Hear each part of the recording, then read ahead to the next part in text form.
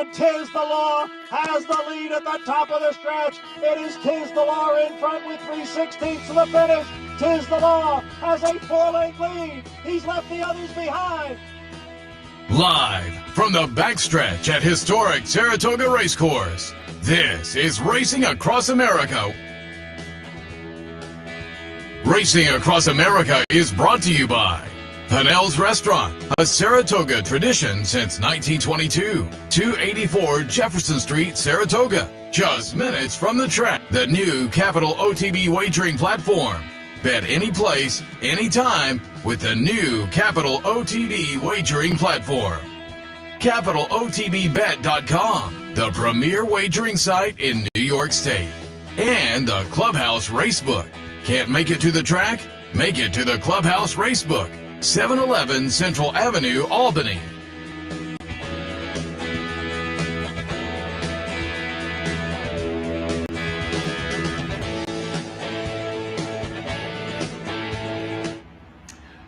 Good morning and welcome to Racing Across America on this Thursday morning. Seth Merrill and Anthony Mormino in the, we're at the studio since it's outdoors. Are we in the studio or in the tent? At the location? Under the tent. Yeah, under in that. front of Clare Court. I like that. Under the tent. Adjacent to Nelson Avenue. I like that. A little bit later on the show, Mike Welch will join us again. Our rotation, Mike Welch and Dave Grennig stopping in on Thursdays, do a little preview, a little review and whatnot. Mike coming up a little bit later on. Dan Collins also going to stop by from Bonaventure Stable. They have one in today. They may have some coming up as well, if not in the next few days, certainly as the meet progresses. We'll talk with Dan a little bit about Bonaventure and more. Scheduled to kick things off with Mike Rapoli, and I got a late scratch notice. Mike, he might have had some horses working, but Mike, you couldn't make it. We're going to try to reschedule and see if we can plug him in tomorrow, because we'd love to talk about the big win last weekend with Nest, and nice win a few weeks ago down at Belmont in the Belmont Stakes. Today, of course, he has Fearless in, Be Better tomorrow in the Curlin. Dynamic one maybe in the Whitney. I'd be curious about that. But again, we'll see if we can juggle things up and get Mike in sooner rather than later. But again, late scratch for this morning. So that leaves you and I here. And I thought maybe we could take a look at some of the Saturday action. Not only here, but we mentioned it earlier, the San Diego is the Pacific Classic prep out at Del Mar. Yeah, I mean, it's amazing that, last weekend, a great weekend in racing. Monmouth Park's day in the sun, a couple of Spendabuck's track record no longer exists, broken twice. Kind of gives you a little, I also pointed out yesterday on the show, Seth, that in those two breaking of the 9 furlong dirt record, which it had stood for 37 years, twice the third quarter was run sub 23, which is, you can count on your hand the number of times that's ever happened, I would think. I haven't done the data yet, but I'm going to look up to see some 9 furlong races. And I thought Cyberknife was big, but now you think like at other times of year, you kind of get a little pause. Oh no, because Saratoga's got grade 1s. They have grade 1s out at Del Mar, and very, very key races for the present. And very key races for, obviously, I hate to say this on beautiful summer days, Seth, especially when the Breeders' Cup is going to be at a cool place. But the Breeders' Cup, and yeah. I'm right probably just the right amount of times for myself, Seth. I dislike being right about my idea about the jumping off point for the Breeders' Cup. If somebody asks me $1 when Flightline runs in the Pacific Classic, that's it to the Breeders' Cup. We might have some horses in here. It's true. I think it's true. I think it's sad, but what it will be on Saturday. Let's start with the home court. Remember, there was no grade 1s at 6 furlongs until the Breeders' Cup Sprint. Then there wasn't a second 6 furlong grade 1 until the DeFrancis Dash. We have 2 6 furlong grade 1s on Saturday. And the kicker is sprinting is such a key component to American racing. And 6 furlongs for many years was by far the most popular distance of all the races. But that's the Graded Stakes Committee for you. But here we have the Vanderbilt, 6 furlongs. The champ is in here, Jackie's Warrior. boy, the sprinter Steve Asmus has had the last decade. Oh, yeah. Just strength to strength to strength. And it looks like it's going to go through Jackie's Warrior. I mean, threw in a little bit of a clunker in the Breeders' Cup Sprint last year, but other than that, this horse just been phenomenal and certainly has a very, very good record up here at Saratoga. 4 for 4, comes out of the win in the True North with the triple-digit buyer and Joel Rosario back on board. It's going to be hard to get past Jackie's Warrior. New York Traffic, though, could provide a little bit of competition. Last time was over at Penn National in a $100,000 stake. Before that, a triple-digit buyer facing state breds as a New York bred in the Affirmed Success, which kind of got him back on track after the dud 3 starts back behind Speaker's Corner in the Gulfstream Park Mile. So he's come back from that now. Has put a couple of nice races together. And as I say, maybe provides a little bit of punch and a little bit of competition to Jackie's Warrior, but boy, it really looks like it's going to go through the champ. It's the other 5 horses never stepped on Saratoga. This guy's 4 for 4. And one thing I've said, for years, like, Gamine beating me and Jackie's Warriors beating me, I usually can ambush him at the Breeders' Cup. Like, last year beating Gamine with CC and Edgeway made the whole trip. I'm like, you just have to wait. And so far, Jackie's Warriors 0 for 2 in the Breeders' Cup. A terrific racehorse, and I think, just lays over, this field, you would think, and until they get to the autumn, I'm for him. Yeah. I'm like, he's the horse to be, putting together a beautiful, beautiful resume. I mean, Jerkins up here last year, he beat Life is Good. One of the best races of the year last year. And probably the best race of the meet, Yeah. I think without doubt. And it kind of was it was one of those rare moments where the fact that Life is Good put in that performance off of the layoff and everything was tremendous. But Jackie's Warrior beat him, and he's clearly the horse to beat at 6. Tries to go 5 for 5. I was thinking that, and I got caught the other day when I Love Nest was looking for a one-punch exacta, and I had the wrong horse because I didn't think would run the way they ran, and it was the favorite exacta. Now in the Vanderbilt, I think that you find the under horse, one of them. I don't think you can spread, and you punch a one-way exacta. I don't think it helps the horizontals. I've said this before. I don't know that the free square helps anybody. If it's all free square for everybody, we're all moving along. But if you come up with a horse under the champ and you make a one-punch exacta, I don't know, maybe you can get $11.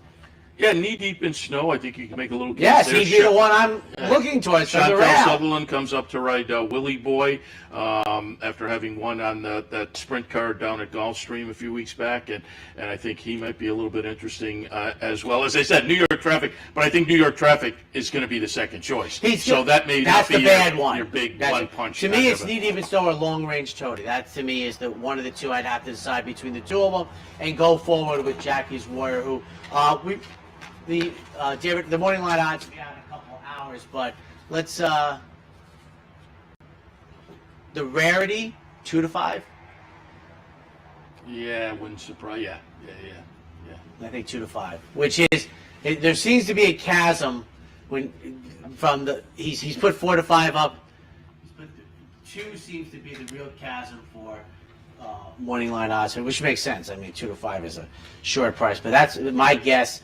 On the morning line of the Vanderbilt, the Grade 2, the 9 furlong local prep for the Travers Stakes, the Jim Dandy. And I have been saying for weeks now, the second half of the year is going to help define the 3-year-old crop.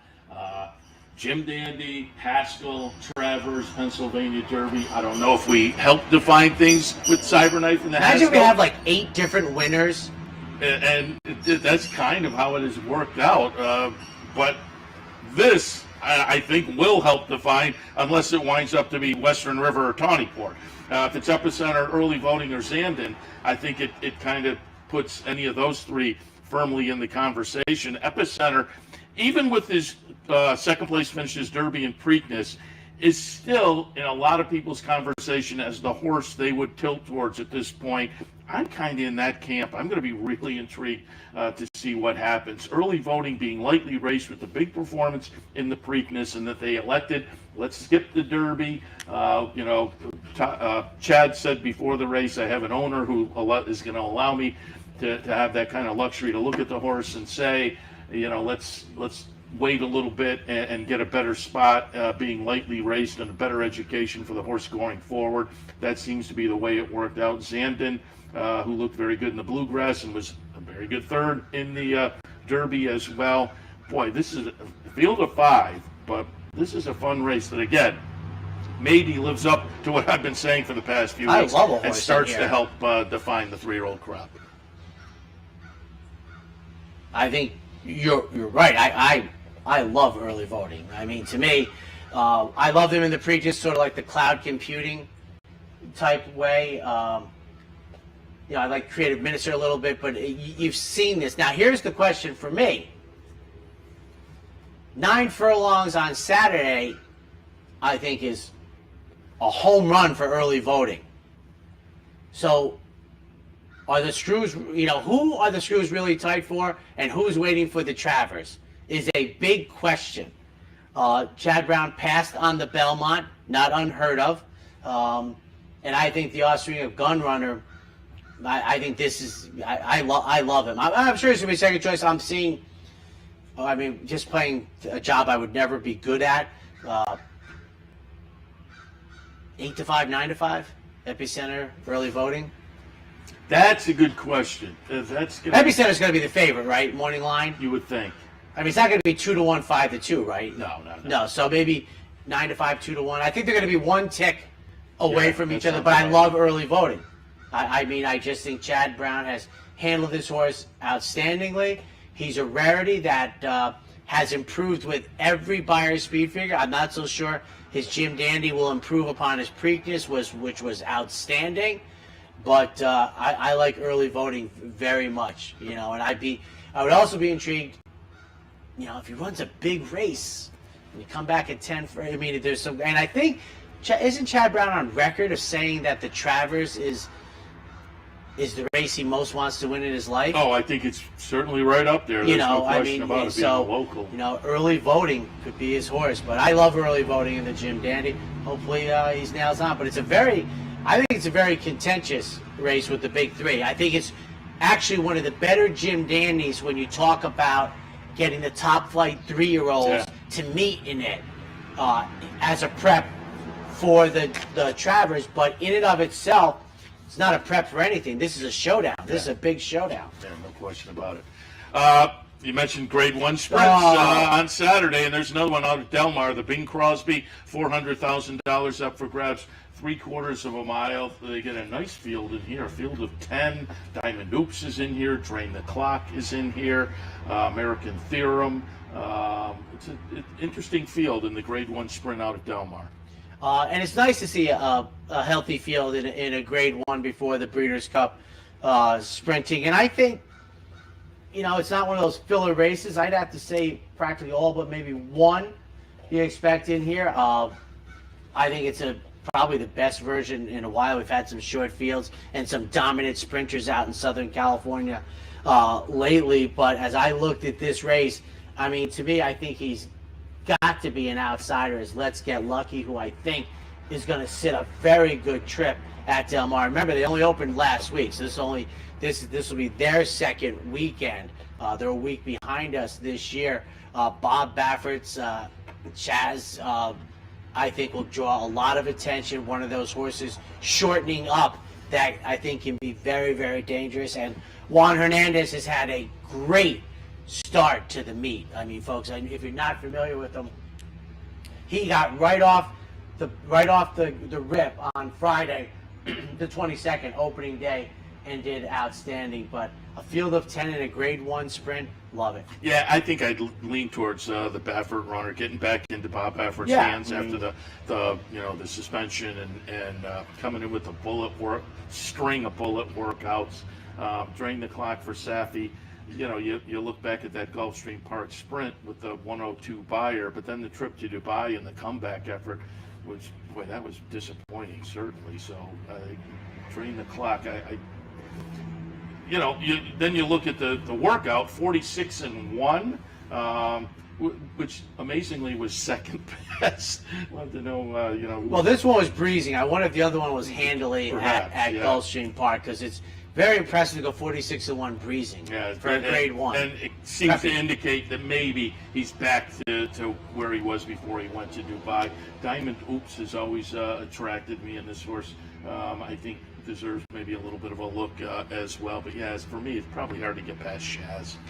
I mean, they're going to bet him. I mean, he's shorting up out of a 2-turn mile race at Lone Star. Many people love that angle with sprinters shortening off. The co-feature on the card, albeit just a grade 2, the local prep for the Pacific Classic, and no flight line is not in this, the San Diego Handicap. And Now, I have a question about this. It says, why for Mandaloun, where it notes that he was placed third, first through disqualification in Haskell, does it have nothing at the Kentucky Derby? That's a very good question. That's a very good question. Because They didn't get the news yet? Yeah, it is. It is kind He of was done- placed first done- through disqualification. done It's deal, done. yeah. And the one thing I will ask, and I've asked trainers about this afterwards, like, have you gotten the money? Has the purse been distributed now for the 2021 Kentucky Derby? And if it has, why are we waiting on Mandaloun having the line placed first through disqualification that in the is- Kentucky Derby? My Well, feeling, not only is that very did I interesting. miss something? Has the lifetime record been changed? Well, the purse Because- indicates to me that it has. His lifetime earnings indicates Over two. it's yeah. over $2 million. This man is the king of. Yeah, that's funny. That doesn't have a note. But it seems like the earnings have been adjusted, and 6 races. You go ahead. 1 and 2. Country Grammar coming over from the winning the Dubai World Cup for the Bob wins have been Baffert. adjusted also. So Okay. they're just missing that line, placed first through disqualification. That's very funny. But Country Grammar, again, the Dubai World Cup, Bob Baffert runner coming in, working very well. Obviously going to take all kinds of action. John Velasquez slated to go out and ride, because he was out there, obviously, this past winter riding the Baffert horses, and had a pretty good winter Oh, out yes. there for 100% agree. a New York guy coming in out of the blue. We've talked many times, that's very tough to do, but being tied in with Bob Baffert certainly is the way to go. Defunded, the other Bob Baffert horse, I think, is intriguing. Mandaloun, of course. It'll be very interesting to see what he does, rebounding out of the poor performance in the Saudi Cup. But I think what the connections were disappointed with in the Stephen Foster, too. It was behind Olympiad, behind American Revolution, but a 4th place finish by 9 lengths. So I'm intrigued to see what he can do. Stiletto Boy may be the one that will offer some value. I think is a bona fide, stakes level and good stakes level runner out in Southern California that, as I say, might sneak in and offer a little bit of value in here. I'm expecting a reverse of last year. Tripoli last year lost to San Diego, won the Pacific Classic. I like him in the San Diego. I'm not so sure I like him in the Pacific Classic if he goes. He just got really good during that stretch last year. And I'm hoping it's the Breeders' Cup Classic. He was in my mix because of how well he had raced in the Pacific Classic. But boy, he was awful. But the way he raced, you had no chance not being forwardly placed. I thought, especially in that crop, and he just had no oomph early. And by the time, if you've never been to Del Mar, it's sort of like Churchill Downs in that they start way to your left. So my point is they completely run past you, and I'm like, a furlong and a half into the race, I'm like, well, he has no chance. He wasn't my top pick, but I'm like, you have no chance to really hit the board now. You're not going to run down Nick's Go and Essential Quality up there. So tough, but I do like him. I will say Senior Buscador is intriguing in the scenario for this one. Broke the maiden in the first career start in November of 2020, then won the Springboard Mile, which is kind of an interesting 2-year-old race at the end of the year out at Remington. Again, that was back in 2020. Tried the Risen Star, was 5th behind Mandaloun. That was in 2021. And then laid off from there until July 3rd this year at Lone Star and had a nice win in the comeback race. 4 career starts. And This seems like a tall order, but it's always intriguing when somebody takes a shot like this. Now, you like Mandaloon in the Derby, right? Yeah. So we credit ourselves with the $54 winner, right? Because my ROI, I'm out to about the 229th running of the Kentucky Derby with Country House and Mandaloon in 2 out of 3 years. That they won't be catching me for the Kentucky Derby.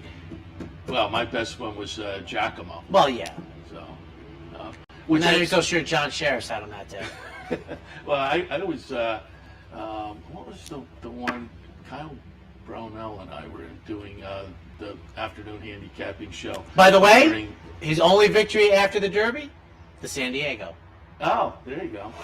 But we were doing the handicapping show. Santa Anita Derby, I think, had a big score there as well. I'm trying to think of what the horse was. Santa Anita Derby? Yeah. All me, Tiago, baby.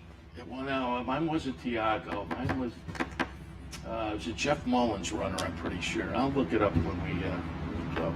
But I think we're still waiting on Mike? Yeah, we're still waiting. I heard doors closed and everything, but we can't see anymore. I think you would poke his head Yes, out he's usually. very, very good. But So great weekend of racing. Once again, just hitting on the stats so far. Up I should to pick up Wednesday. what the newspapers have Mike Maker listed at. Oh, I think that the 7 is clearly right. I mean, you can go look at the results, and boom, you're good to go. Oh, there's Mike there, so you're good to go. So the 7's clearly right. You think 7's right answer? Yeah. I feel confident. Yeah. I was nervous when I posted the board for our viewers yesterday. I'm like, I'm going against the home team. I'm wondering if they counted the no contest. Was Maker's horse the winner in the no contest? I don't know. Because that may just be an automated thing, because he had a horse on top. My question is, did they pay out the purse? No. No. I think I read everybody got like $3,500 or Okay. something like that. All right, we'll take a break. When we come back, Mike Welch from the Daily Racing Forum and more. Stay tuned. For 4 generations and looking forward to a 5th, Bruce Cerrone and his family have continued their 99-year tradition of delighting their faithful following with the finest authentic Italian recipes made with the freshest ingredients. Some things have changed in the last 99 years, but not Pinnell's commitment to the finest in Italian cuisine. Pinnell's Italian Restaurant, a Saratoga tradition since 1922. 284 Jefferson Street, just minutes from the track. Capital OTB is now streaming live on Roku. The RTN Racing channel on Roku lets you watch OTB TV live through your Roku device or your Amazon Fire Stick, rather than being limited to computers and mobile devices, which means you can now watch OTB live wherever you are. Simply open Roku, scroll to find the RTN channel, then click on OTB TV. OTB TV on Roku. Try it now. Hello everyone, I'm Scott Vartley and I'm here at the West Condominiums in Saratoga Springs. And guess what? We are down to the home stretch. Everything is 2 bedrooms and 2 baths. Come make a selection of one of the greatest condos ever to be built in Saratoga Springs. We're starting in the upper 5s and the only rooftop penthouse available now under construction. Wow, just look at this patio. We have a rooftop pool, heated garage, balconies, and a gym. Call me at 518-281-6808.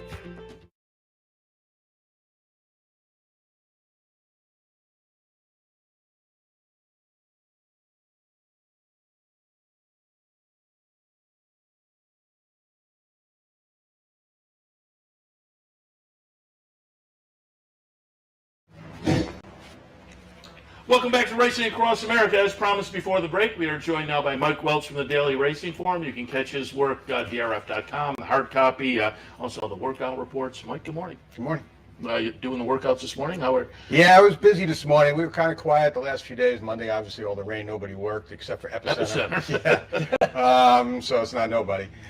Tuesday and Wednesday were a little quiet. This morning, it got busier on both sides. So running back and forth, trying to catch as many as we can. Dave Brennan helped me out today. So, hopefully we'll have a couple of pearls out of the works we saw this morning. There were a few good ones. Track was a little on the slow side early this morning, I thought, but we had a couple of quicker works later, so we'll see. What days are turf works? Turf works are Friday and Sunday, and they've been very, very busy. They can get about 70 both days. I have a question. It might be the dumbest question ever. How because I have to look under the hood to see if it's a filler. How do you know? How do you identify the horses so rapidly? Well, I mean, every trainer has that are on saddle towels, so you could narrow it down right away to whose Right. horses they are, and then you try to get marks, and you can grab the work tab and get some clues then by who worked what horses that day, and then try to narrow it down from the marks, the colors, and the clockers give us some help, especially on the main track side. The training track side during turf, at least for me during turf, and when Mike Vessey's over there, we pretty much kind of figure those out ourselves off the work tabs, and knowing again, who had horses out there and who wound up on the tab, and then when they work in teams, you try to separate them as best you can. A lot of times it's easy, sometimes not so much. Rudy had a trio this morning, and one of them was very good, but his marks were, he had one little small star, one of his other horses had a little small star, so we're going to have to try to figure out which was which out of that. Now, this is what I don't understand. When you go out to the Breeders' Cup, and it's one of the few times I go out in the mornings, I think I'm right here, they all have a saddle cloth, and it has like a triple-digit number, and it says who they are, so that must be a... It helps. I mean, and I'm like, well, we can't... Sometimes if they're all working at the same time, you don't have time even to read the saddle down and see who they are. And the numbers, you have to, you go back to the code book. It's almost like the old Groucho movie, A Day at the Races, when he bought all the code books from Chico. There was a list of the numbers corresponding to the horses, but when they're working and there are a lot of them working, you can't stop and look at that right. point. But at that point, that's about traffic. Right. I mean, exactly. That's not about, they've ID'd the horse for you to make your job. Exactly. What I think is just reasonable, and I've always been amazed. I'm like, it has Shouldn't to be they a all? rule. Yeah, you shouldn't come they on all? you send your horse out on this track, you got to get a saddle cloth with the name. Well, it would just be too extended. I mean, there's the 1,000 horses back here. You could make up 1,000 saddle towels, and guys are changing horses, other outfits. So okay. You couldn't do it. I mean, even I didn't sometimes realize that. figuring out, like, there's 3 or 4 barns that have black towels. There's Steve Caceres. Ron Moquette came in today with a black towel. Gus Rodriguez has a black towel, and Michelle Nevin has a black towel. So sometimes you have to learn who the riders are with these outfits, or the little nuances on the equipment, to just even then figure out which outfit's black towel that was. So you got to start there. You got to start with whose horse it was, and then you try to narrow it down from there. And sometimes you can't do it. And sometimes it's just hard to separate. When Rudy Rodriguez works, 15 horses in the morning and 4 of them are bays with no marks, it gets hard to figure out which one was actually which. And sometimes, we might have the work in our book, but we have to leave it out if we can't positively identify which one it was. The workout reports, again, up here, a great tool for folks to add to their handicapping toolbox, and you guys do a great job there, just watching the works. But again, who's in company, grade the works. The one thing we can't control is when a horse comes in from Windstar Farm with works we haven't seen, like yesterday, and then runs off the screen. At $30, I mean, he had some fast works on the farm, there, and they paid $320,000 for him. But out of sight, out of mind. He paid $30. If he had been working here and working fast, he probably, obviously he would have won, but he might have paid $12 because people would have seen him. So there's nothing we can do about that. No. We can't have clockers everywhere. So. All right, let's get into as I say, a little preview and review, and love to get your thoughts on some of the action from the past weekend down in New Jersey, the Haskell. I've been saying, and I said it in the previous show, I thought the second half of the season would help define the 3-year-olds. I'm not sure the win by Cyberknife necessarily did that, but maybe can kind of stamp and validate himself. Arkansas Derby, Haskell, and add the Travers to that. Who knows? Nice win for Al Gold. Cyberknife here in the replay is going to be the number 1 horse. Taba for Bob Baffert, Mike Smith, the number 2 runs second. The disappointment, obviously, number 7, Jack Christopher, winds up third, and here's the 3-5 favorite. What were your thoughts on the weekend's Haskell? There was some question whether Jack Christopher could get the distance or not, and so I was a little surprised that he was 3-5 with that question mark hanging over his head like that. And obviously he can't, and you might see him back to 1 turn after all of this. Great, ride by Florent on Cyberknife coming through on the inside like that. It made the difference here. I'm not sure where Cyberknife was in Brad Cox's pecking order of 3-year-olds. Obviously, he's moved up a little bit more now off of that performance. So we'll see how this race holds up as we move forward. if it's going to be a key race going forward to the Haskell and wherever else these other horses might show up. Big disappointment was Saffie Joseph's horse, unfortunately. Barrio finished almost last in there. I know he didn't get a good run into the first turn. The horse wants to be closer, and he was wide and far back, but he was a big disappointment. Saffie really has no clue what became of him. He's obviously, I mean, just watching him train, I didn't think he was as sharp coming out of the Derby as he was going into the Derby, and he did run second in the Ohio Derby to Tawny Port, but he just, to me, he's not the same horse that I saw this winter when he won the Holy Bull and the Florida Derby. Great so Florida Derby. Yeah, we'll see where he moves going forward from here, but I'm going to guess he's going to get a little time off. The scary thing for me with Siren Knife was he looked like King Kong at the half-mile pole, looked like a winner if he gets any traffic. I mean, he just ran up on him in a split second. I thought Tabor ran better than I thought. I thought he was in trouble about the 3/8 pole, but yeah, I mean, we'll see moving forward how this race Hope he holds moves up. If forward. it be determined if it's a key race or Yeah. just maybe a little lower division than the ones that Interesting. we're going to see in the Jim Dandy Yes. and others moving forward. Interesting that he's an Al Gold horse that hasn't been in New York so far. Well, he will be now. Yeah, exactly. Also wanted some thoughts here this past weekend. We'll watch the replay of the stretch run. This clearly on the weekend, if you look on Twitter and just talk to people, the wow performance of the weekend. Nest was just phenomenal in the Coaching Club American Oaks over Secret Oath. Yeah, no, it was a great effort, and probably no surprise. He was training really, really well coming into the race, and we all kind of thought she was going to move forward and maybe have the edge over Secret Oath over their previous meeting in the Oaks, but you didn't expect her to run off the screen almost like that. Now look, the others behind her were all kind of staggering coming to the wire, including Secret Oath. They just didn't run their races at all. But take nothing away from Nest. It was an excellent effort, and we've seen her on the track since. She's looked terrific coming out of the race, so that's a good sign for Todd, too. Very good, and trust us, the replay disappeared, but trust us, it was a She did win. very good performance. Oh, here it comes. There we go. And again, she was just phenomenal. And, Right. Obviously, everything behind her is struggling. You see Secret Oath's even on the wrong lead at this point. She just switched there, but, the race was over by then, and nobody else really ran back there. But Nest kept on and kept about her business, so...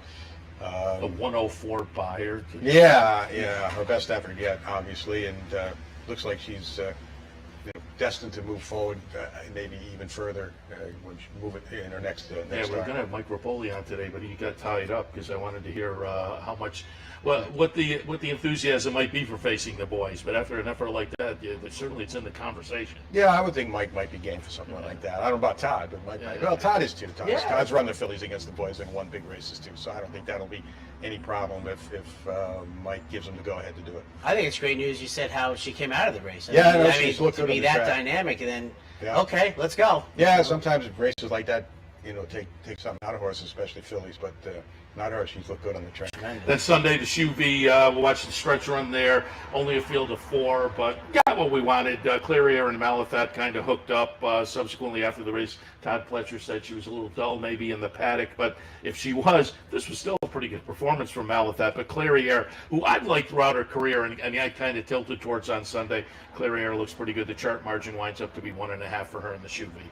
Yeah, and the difference might have been the ground loss. Malathat was outside and lugging it a little bit here too. Clarier got up the rail and was able to edge clear. Todd definitely, you can even see Malathat still trying to lean in a little bit here, but Todd said it just wasn't her day. She just didn't seem herself. He has no idea what caused it other than thinking maybe it was the heat. And it was a hot day that day. Yeah. He said she came out of the race fine, so got to be happy about that, and we'll probably get round 2, 3, whatever with these two moving forward. So it was Clarier's day in the sunshine here, and next time the result could go the other way. Has he indicated he's going to keep the blinkers on her? It sounds like he is. I asked him that. I said, do you think maybe the blinkers, she didn't see her coming through in the rail? He said, no, he doesn't think it's that. Okay. He said she works so good with blinkers. It sounds like his inclination is to try her again in blinkers next time too. He didn't use that as an excuse at all. Yeah, again, it was a perfectly nice performance with Clarier. Step forward. All right, let's do a little preview today. The Birdstone, a mere mile and 3/4, field of 5 in here, but a couple of bona fide marathon specialist, and that was proven in the Brooklyn last time. We'll take a look at the stretch run back on June 11th. Fearless, the number 7, Warrant, the number 3, but also in today's races, the third place finisher, number 1, Lone Rock, who went off as the 7-5 favorite in this race we're looking at, but Fearless got it done, stepping out to a mile and a half for Pletcher and Mike Rapoli. I'm kind of tilting in that direction again today with Fearless. What did you think coming up? Yeah, this horse just is a quality horse, and the fact that now he can go a mile and a quarter or a mile and a half like this, you got to think that he's just the best of this bunch. Now, look, Lone Rock didn't really get a comfortable trip. He got knocked around, I think, at the break. He really wasn't in a good position, especially going a mile and a half. He's loose on the lead in here, I believe. Yeah. And that could be, and he's got IRAD today. So that could, make things a little different, the outcome a little bit different. But just Fearless has done so well coming out of the race working-wise. And I asked Todd, now that he's got a mile and a half, mile and 3/4, he said, it is a big difference. It is another quarter of a mile. So he says he still has to prove that he can, go a little further.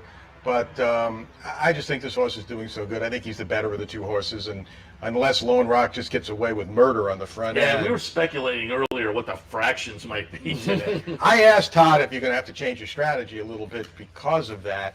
And he says, going a mile and 3/4, he's inclined not to. He's just going to let him fall out of there and just get their position and let the best horse win. He does have a second horse in here, Portos, obviously, which he could send up after Lone Rock, I guess, if he wanted to. But I'm guessing he's not going to do that. I'm thinking he's confident enough that Fearless is good enough to run down Lone Rock, on his own, as long as the other horse just doesn't get away too far from on and going too slow. Yeah. Tomorrow, the Curlin. These are 3-year-olds, potentially headed a little bit later on to the Travers. 9 furlongs is the trip. Nice little field of 9 in here. Be Better for Pletcher and Rapoli comes off a nice win, a couple of nice wins. Broke the maiden, then went through Allowance Company. But I pulled a replay of Artorias. Artorias goes out for Chad Brown and Judmont off a nice maiden breaker last time. We'll take a look at that. Going to be the number 3 horse here back on June 10th. Those two are intriguing, lightly raced, maybe up-and-coming 3-year-olds, a little bit more proven as Creative Minister in here for Ken McPeak. Todd Pletcher also has Make It Big, who won the Springboard Mile at Remington last year, but the 3-year-old try in the Sam Davis was a complete dud. It's going to be interesting to see if that one rebounds. What are your thoughts on the Curlin? Yeah, Creative Minister is going to be the favorite, and look, he could win. There's no doubt about it. I mean, this was one of my favorite horses in Florida this winter. He trained as well as any 3-year-old down there, even before he started. We had a lot of good 3-year-olds down there, and he's progressed since then. The Belmont really didn't get a trip, and the mile and a half maybe just was too much for him. But he's going to be the favorite, but I think he could be vulnerable in here. I don't think he stands out in the race, and I wouldn't take a short price on him. I think Artorias, lightly raced, a horse that's obviously going to move forward. The inexperience is a little bit of a disadvantage going up against these horses. There's not a lot of pace in here. I think AP Secret's probably going to get loose on the lead. He was a horse that Safi always thought the world of, and he's really never shown quite the level that he thought he was going to take him to. But if he gets loose in here, he could be a pretty good factor, and Todd too. I think Todd's horse you got to respect also. Be Better. It's a very good betting race. Yeah. I don't really have a horse that I would be leaning towards in one way or the other. I'm just kind of maybe trying to beat the favorite, but with no real push on anything else going against them. But if I had to make a pick, Artorias would be my pick, and I'd probably throw AP Secret in. If he can get loose on the lead, maybe to grab the board at a price. Sounds like if we had Minnesota in February, that Creative Minister would or would not be eligible for this condition, you would have said no, and I would have agreed with you. Yeah, well, I mean, it took him a little while to break his maiden because his first start when he should have won, he didn't because he got a horrible trip. So he didn't break his maiden until Keelan, and then Churchill he won the A other than, and then they go to Preakness and Belmont. Big races, so yep. Now you're still eligible for non-winners of a sweepstakes, graded sweepstakes. Yep. So just the way you trained, then he looked like a horse that eventually was going to be a graded stakes winner. But when you run up against the best, it might be Saturday. Yeah, it might be Friday. Yeah, in the Curlin. Quick look at the two Saturday stakes, the Vanderbilt with Jackie's Warrior. We'll take a look at Jackie's Warrior winning the True North and 4 for 4 at Saratoga, and just given the last couple of races, triple-digit buyer wins, to me, Jackie's Warrior kind of has these over a barrel. Safi's horse, New York Traffic, is a little bit intriguing. We were talking earlier about knee-deep in snow, maybe if you're going to play around, particularly looking for an underneath price, maybe in a cold punch exacta with Jackie's Warrior. But what are your thoughts on the Vanderbilt? Yeah, I mean, Joe, Jackie's Warrior is going to be 1-5, and it'd be a shock if he loses. There's no doubt about that. The only way to play the race is to try to grab an exacta. You know, Safi's horse turned out to be, best at sprinting after all this time. I think they finally learned that that's his niche, and that's where they're going to keep him.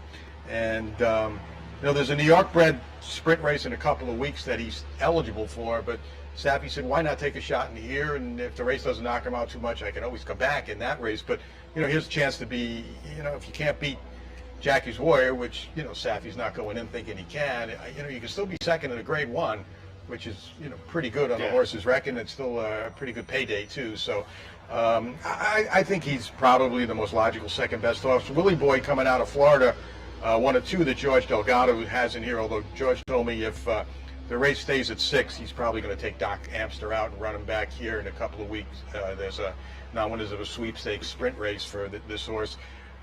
Willie Boy, though, is getting better and better since he joined George's barn, and he just figures this is the time to take the shot.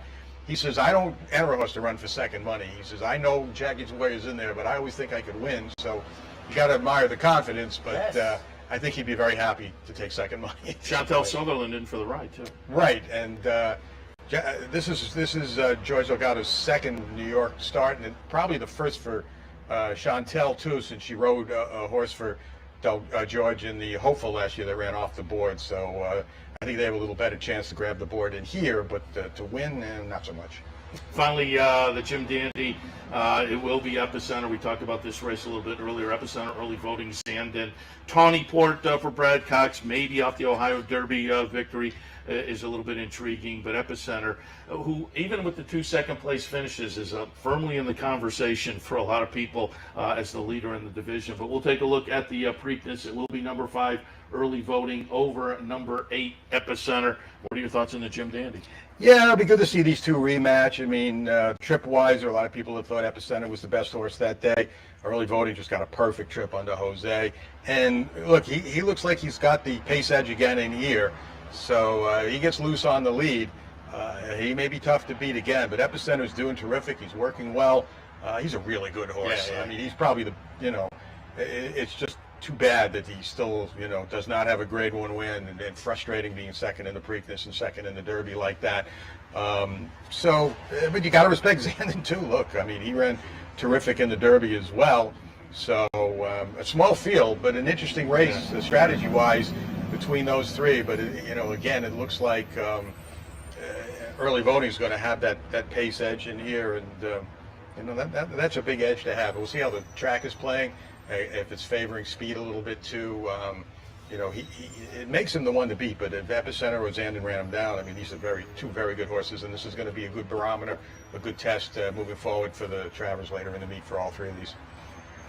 Curlin on Friday, the Jim Dandy on Saturday, maybe playing into the Travers coming up later. Just too bad we have all these small fields in all these races. Betting-wise, they're not great races. The Curlin, the best of the bunch here, but a 5-horse field today. We had a 4-horse field yesterday in the stake. It's just the way of the game right now, not only here, but around the country. It's just too bad. Around the world, yeah. And, again, this is a betting game, and it's tough for bettors. You got to almost just put them in the horizontal bets or try to weed out a small, $10, $12, $15 exacta. But and it's not great for the handle either. You feel for the tracks in that respect, too, and the horsemen, because they get purse money off the handle, but it's the way it is, and just have to make the best of it. And to me, their race is more to enjoy watching than playing, and that's what I'll be doing on all these stakes races the next 3 days.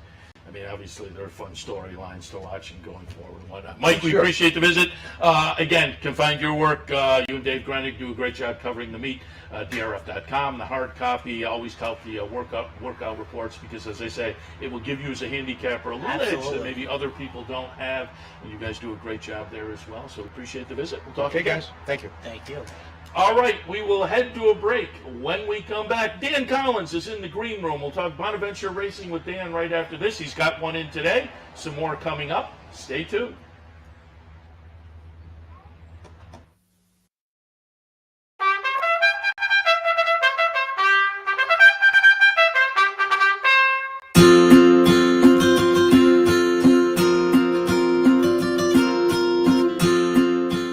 The lineups are all set now for the juvenile fillies to 14 of them across the track. Leader sent on their way.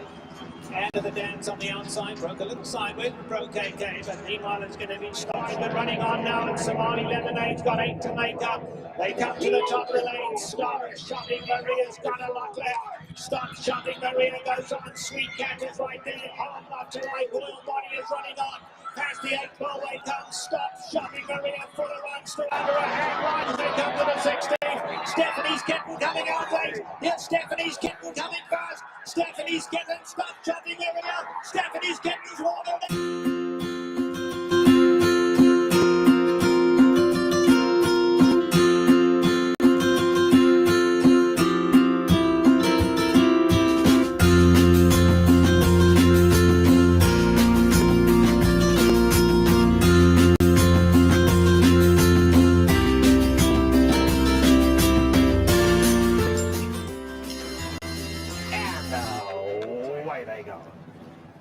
Watched the chances, broke smartly, but so did Terra from the Cape.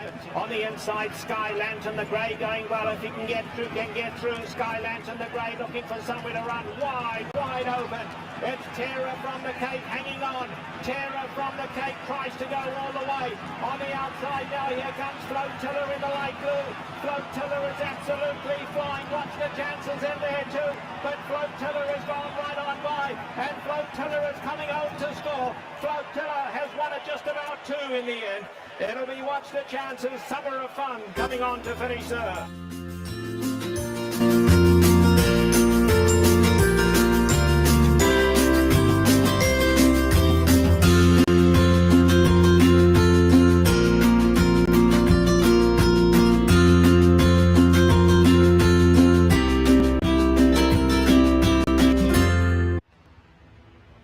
Welcome back to Racing Across America. As promised before the break, happy to be joined by our friend Dan Collins from Bonaventure Stables. They're one of our sponsors here.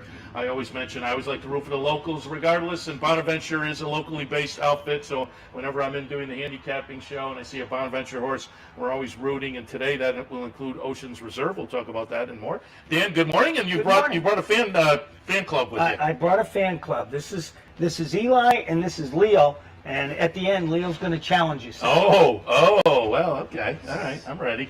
I hope I'm ready. Yes. Dan, for folks who haven't seen you on with us before, just give a little background on the Bonaventure Stables and you know what your participation is in the game and how people may come and participate along with you. Sure. We formed Bonaventure Stables in 2005.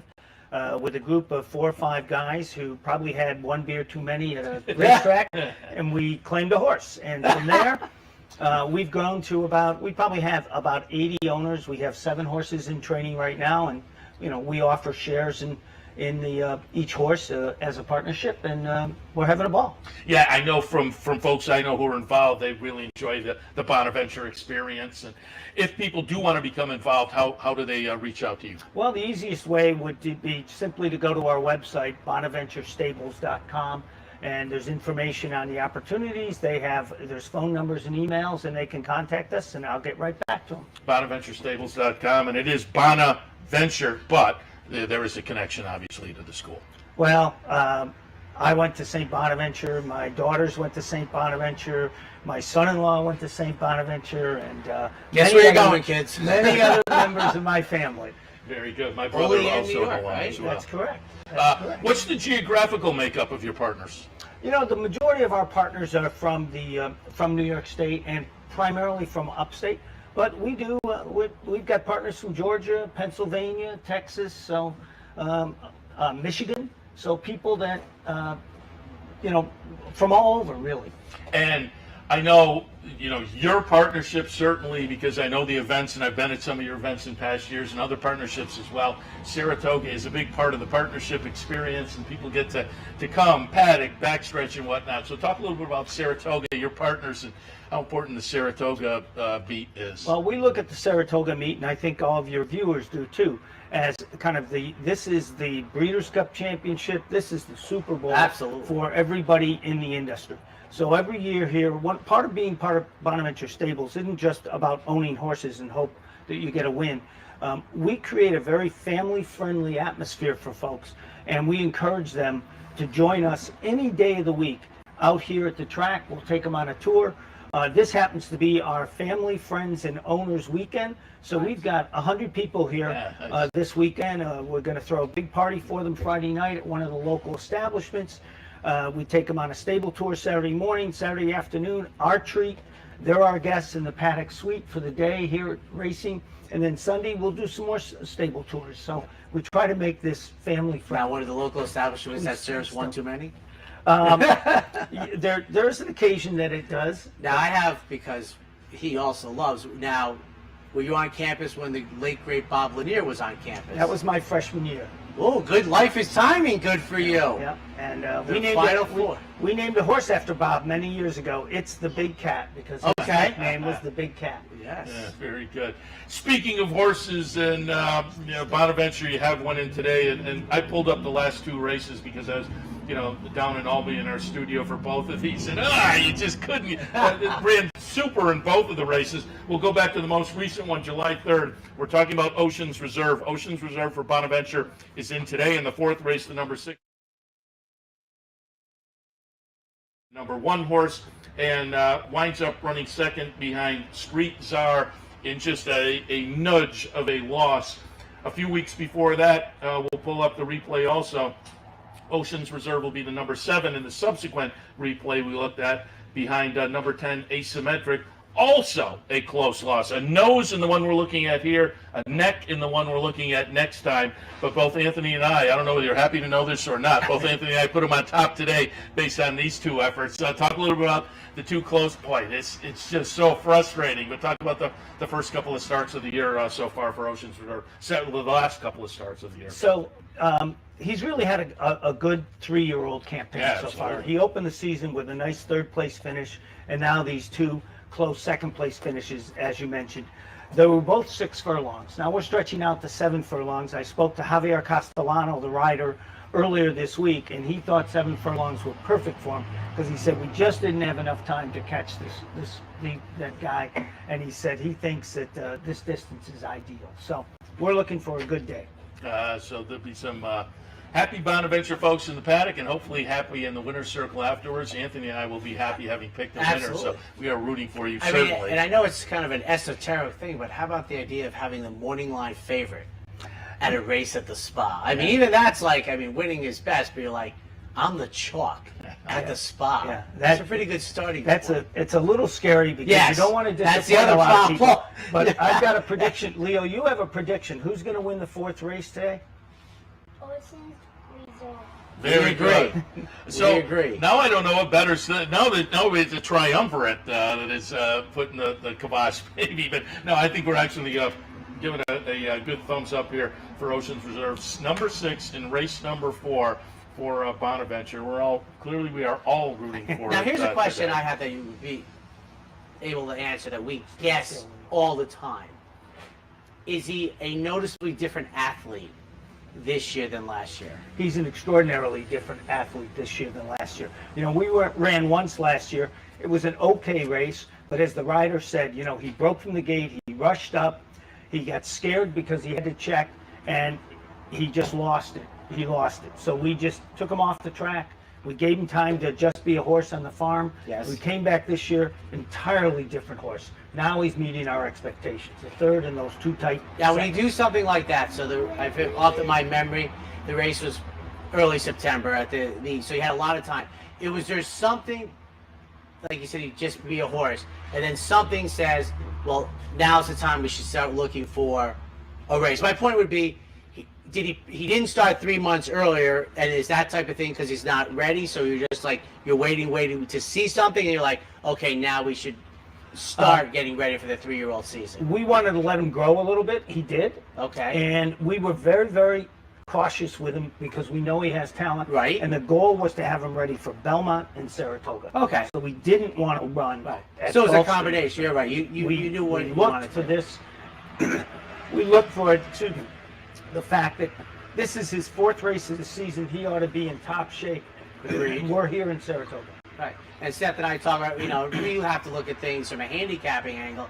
And I've said many times, whether it's the start of their career or a season, when they get to that 3rd race, I'm dialed in. As an outsider, I just have to guess. But you just confirmed that you believe with your runner, he's apexing, which is good, which is why the Yeah, I'm a buyer's guy, and the last 2 numbers seems to They just stick out. be Yeah. the light bulb moment has gone on. Looking forward to Oceans Reserve today, and when you sat down, I checked because you've got one coming up on Sunday. We're going to take a look at Belmont, May 28th. Brennan's War is going to finish second here. 2 down the number 6 win. Brennan's War for Bonaventure will run second. You say he's going to be entered on Sunday. Give us some thoughts about Brennan's War. I will say my grandmother's maiden name, so I like to root for you guys anyway, but I am adding that angle in as well. He ran his first 4 or 5 races long on the turf, and he kept getting caught. So we shortened him up to sprint on the turf. He's a different horse. So his last 3 races have been very, very good. He's improving in every race. And again, we're hopeful that Sunday is the right one. Yeah, another just missed effort that I remember being in the studio, just got run down a little bit late. Looking forward to that one coming up on Sunday again, Brennan's War. And you said when I got in touch with you about coming on the show, you said we might have one in a first-time starter on Saturday. When you sat down, it looks like we'll look for this one going forward. But I pulled up the workout video because this one was in the Gulfstream sale when we were down there Florida Derby weekend, so I probably saw this one go through the ring. Surprise payoff, be a first-time starter, nice little workout here. But I asked you when you sat down, I looked at the results, and the horse worked 10 flat here before the Gulfstream sale, but it was a reserve, not attained horse. And you guys, you said when you sat down, I said, so how'd you end up with a horse that didn't sell at the sale? Give us the story. So the story is, quickly, that I was on a train coming back from New York City, having just watched the St. Bonaventure Bonnies in the NIT tournament, and my phone rang. And George Weaver, our trainer, who is a very quiet, kind of down-to-earth guy, on the phone, and he said, I'm at the Fasig-Tipton sale. We have to buy this horse. And I said, George, I'm not in the market for another horse. He said, we have to buy this horse. I've never heard George so excited about a horse before. And he said, it didn't meet its reserve. We can get the horse for that price. Let's go get it. So I said, go ahead. 10 minutes later, he called me back and said, we have him. And he said, thank you very much. This horse is going to be a runner. Nice. And so what are the reports so far? Well, he's going to be a runner, just like George said. We know he's fast. He's very, very quick. He explodes out of the gate. The question is, how far can he carry that speed? And we'll see in early August because he's just about ready to race. Very good. So you're looking for a surprise payoff as the horse. You'll be looking for a race within the next couple of weeks for him. So we're looking forward to that one. Dan, we appreciate the visit. Before we let you go, one more time, remind people if they're interested in maybe participating in a partnership and learning a little more about Bonaventure. There's the website there. How can people find out more? They can contact me. They can find me here at the track every day, or just send us an email or a text, and we'll get right back to them and get them engaged. And again, visit the website, bonaventurestables.com, for more information as well. And as I said, I have been to some of your events. I know some of the local folks were involved, and I guarantee you will have a lot of fun. And hopefully we'll see that being demonstrated this afternoon after the 4th race, or maybe on Sunday, maybe both. Maybe. That would be a nice start to the Hopefully meet. we'll see you all in the winner's circle today. That'll be the game. That would be fun, huh? Yeah. Dan, appreciate the visit. Good luck. Thank you, very gentlemen. much. Thank you. All right, we'll wrap it up for this edition of Racing Across America. Seth Merrow and Anthony Mormino, thanks for tuning in. And thanks for tuning in a little earlier as well for the Handicapper Support. We'll do it all again tomorrow at 9 a.m. for the Handicapper Support and at 10 a.m. for Racing Across America. So enjoy the racing this afternoon. We'll see you tomorrow. You're watching OTB TV, a service of Capital Off-Track Betting.